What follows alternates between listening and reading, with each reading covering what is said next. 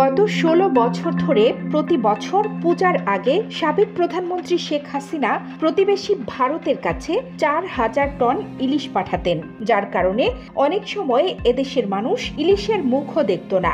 যাও দেখত, দামের কারণে সাধারণের ধরা ছোঁয়ার বাইরে ছিল ইলিশ।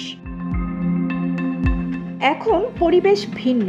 হাসিনা সরকারের পতনের পর ডক্টর ইউনূসের নেতৃত্বে অন্তর্বর্তীকালীন সরকার ক্ষমতায়, আর এ সরকার ক্ষমতায় এসেই ভারতে ইলিশ রপ্তানি বন্ধ করে দিয়েছে। কিন্তু এত কিছুর পরও জাতীয় এই মাছটির দাম আকাশ ছোঁয়া।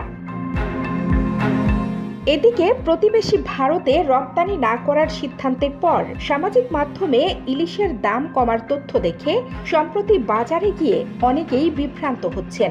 বাংলাদেশের জিআই পণ্যটির উচ্চ মূল্য নিয়ে হতাশাও জানাচ্ছেন অনেকে। ভার্চুয়াল দুনিয়া থেকে বাস্তবের মাছের বাজার সবখানেই ইলিশের দাম নিয়ে কৌতূহল চোখে পড়ার মতো।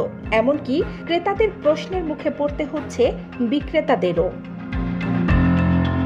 সম্প্রতি মৎস্য ও প্রাণী সম্পদ উপদেষ্টা ফরিদা আক্তার ভারতে ইলিশ না পাঠানোর ব্যাপারে সরকারের অবস্থানের কথা স্পষ্টভাবেই জানিয়ে দিয়েছেন। তবে রপ্তানি না হওয়ার পরেও বাজারে মাছটির দাম নাগালের মধ্যে নেই বলে জানাচ্ছেন ক্রেতারা।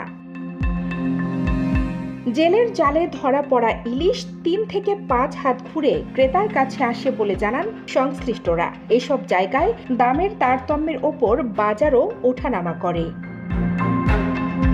চাঁদপুরের আড়তগুলোতে ৩ থেকে ৪০০ গ্রাম ওজনের প্রতি মণ ইলিশ বিক্রি হয়েছে ২৫,০০০ টাকার আশেপাশে। অন্য মাছের মতো ইলিশের ক্ষেত্রেও ওজনের সঙ্গে পাল্লা দিয়ে বাড়ে দাম। মাছের আকার যত বড় হয়, কেজি প্রতি দামও তত বেশি হয়ে থাকে।